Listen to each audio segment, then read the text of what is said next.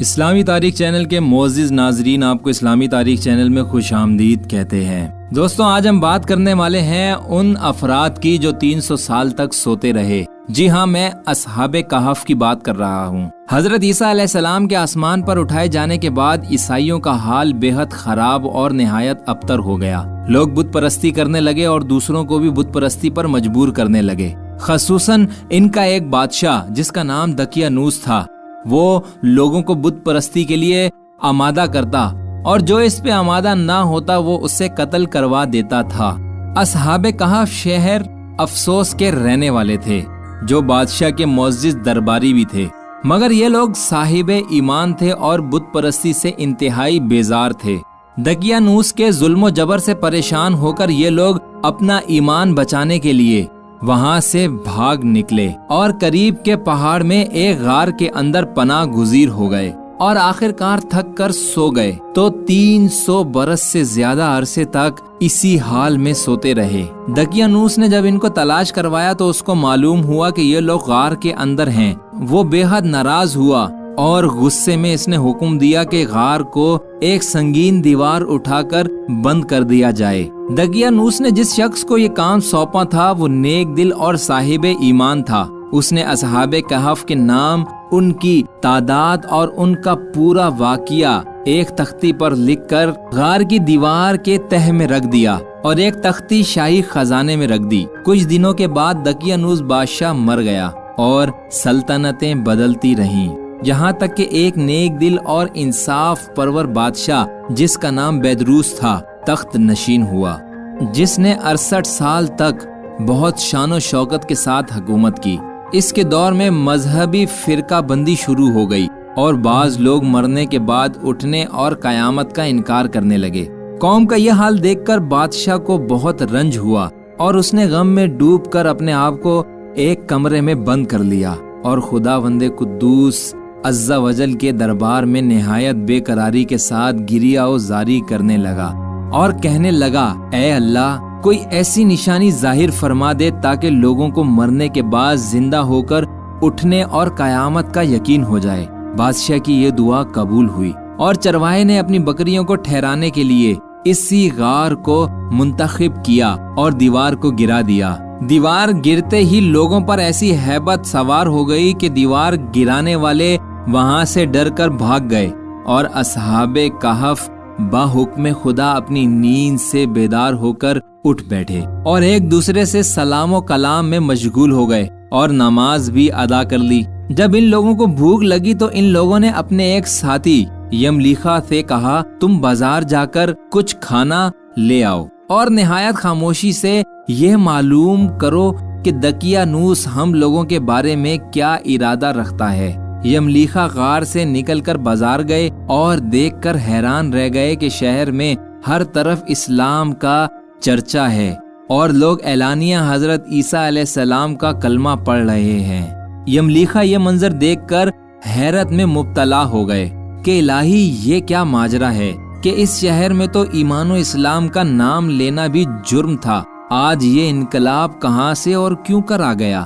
پھر یہ ایک دکاندار سے کھانا لینے گئے اور دقیانوس زمانے کا روپیہ نکال کر دکاندار کو دیا، جس کا چلن بند ہو چکا تھا، بلکہ کوئی اس سکے کو دیکھنے والا بھی باقی نہیں رہا تھا۔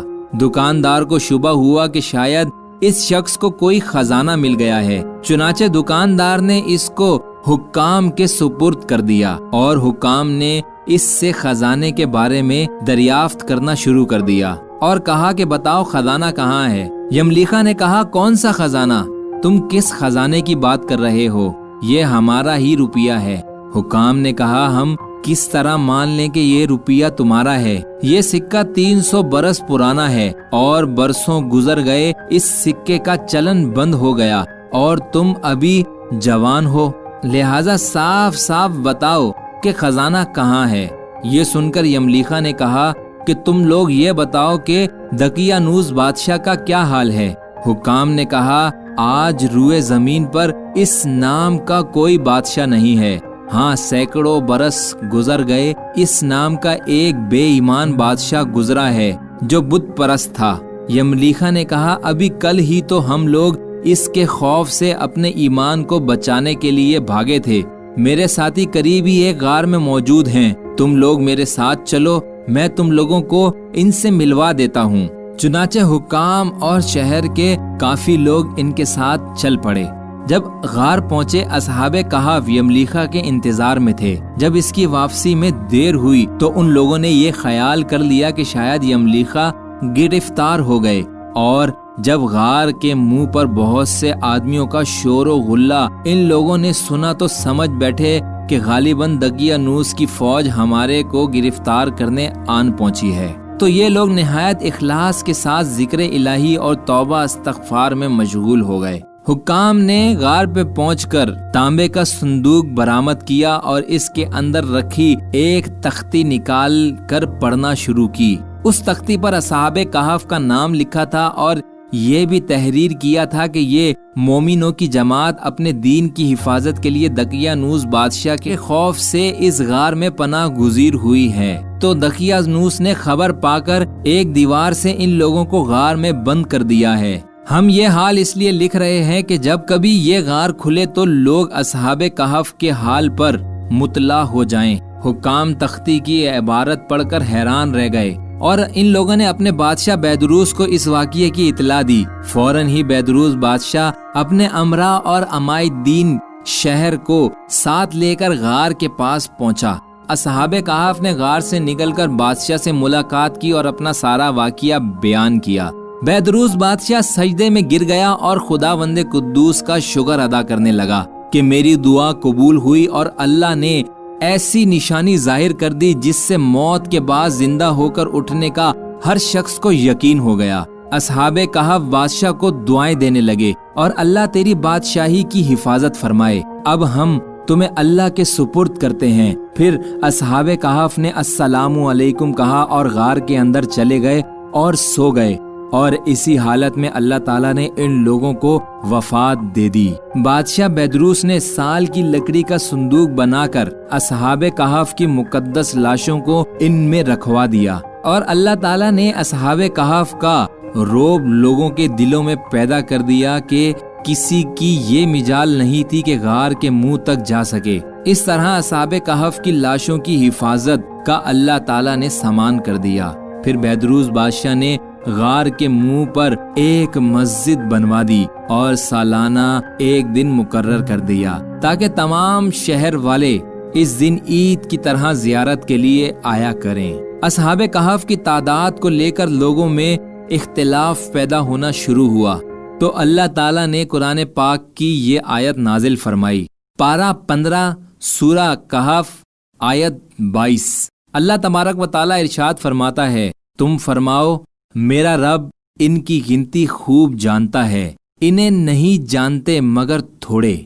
حضرت عبداللہ بن عباس رضی اللہ تعالیٰ عنہما نے فرمایا کہ میں انہی کم لوگوں میں سے ہوں جو اصحاب کہف کی تعداد کو جانتے ہیں۔ پھر آپ نے فرمایا کہ اصحاب کہف کی تعداد 7 ہے اور 8واں ان کا کتا ہے۔ قرآن مجید میں اصحاب کہف کے واقعوں کو کچھ یوں بیان کیا گیا ہے۔ پارہ 15 سورہ کہف آیت 9 تا 13۔ کیا تمہیں معلوم ہوا کہ پہاڑ کے کنو اور جنگل کے کنارے والے ہماری ایک عجیب نشانی تھے؟ جب ان جوانوں نے غار میں پناہ لی پھر بولے، اے ہمارے رب ہمیں اپنے پاس سے رحمت دے اور ہمارے کام میں ہمارے لیے راہ یابی کے سامان کر۔ تو ہم نے اس غار میں ان کے کانوں پر گنتی کے کئی برس تھپکا، پھر ہم نے انہیں جگایا کہ دیکھیں 2 گروہوں میں کون ان کے ٹھہرنے کی مدت زیادہ ٹھیک بتاتا ہے، ہم ان کا ٹھیک حال تمہیں سنائیں۔ وہ کچھ جوان تھے کہ اپنے رب پر ایمان لائے اور ہم نے ان کو ہدایت بڑھائی۔ اس سے اگلی آیتوں میں اللہ تعالیٰ نے اصحاب کہف کا پورا حال بیان فرمایا ہے جس کو ہم پہلے ہی آپ کو بتا چکے ہیں۔ اصحاب کہف کے نام کیا تھے؟ اصحاب کہف کے نام یہ ہیں: مسک ملینا، یملیخا، تونس، نینوس، ساریونس، زنوانس، فلس تتیونس، اور ان کے کتے کا نام کتمیر تھا۔ दोस्तों अल्लाह तबारक व तआला ने इन लोगों को एक जालिम बादशाह से बचाकर एक गार में महफूज कर दिया और 300 बरस इनके ऊपर गुजार दिए। दोस्तों ये कुरान पाक का एक बहुत ही अजीब सा वाकया है और आज भी साइंसी तहकीक के हवाले से जिस जगह असहाबे कहफ का मजार पाया जाता है, साइंसदान यही कहते हैं कि इस जगह पर ग्रेविटी बहुत कम है, जिसकी वजह से इनके जिस्म 300 साल तक सलामत रहे। दोस्तों ये है साइंस की थकी पीटी अपनी ही बनाई हुई कहानियां, लेकिन अल्लाह तबारक व ताला की हिकमत से बढ़कर कोई चीज नहीं है। अल्लाह ताला ने 300 साल इन्हें इसीलिए सलामत रखा ताकि लोगों को मालूम हो सके और लोग इससे इबरत हासिल करें। हिसाबो किताब के लिए कयामत वाले दिन हमें जरूर उठाया जाएगा और कयामत का दिन बरहक है जब सारी जानों को मैशर के मैदान में इकट्ठा किया जाएगा। दोस्तों अगर आपको यह हमारी वीडियो अच्छी लगी है तो कमेंट बॉक्स में हमें जरूर बताइएगा और लाइक का बटन भी जरूर दबाइएगा। जो हमारे चैनल पर नए हैं हमारे चैनल को सब्सक्राइब कर लें और साथ दिए बेल के बटन को भी दबाएं ताकि आपको हमारी हर नई वीडियो सबसे पहले मिल सके। दोबारा मुलाकात होगी एक नई वीडियो के साथ। अस्सलामु अलैकुम।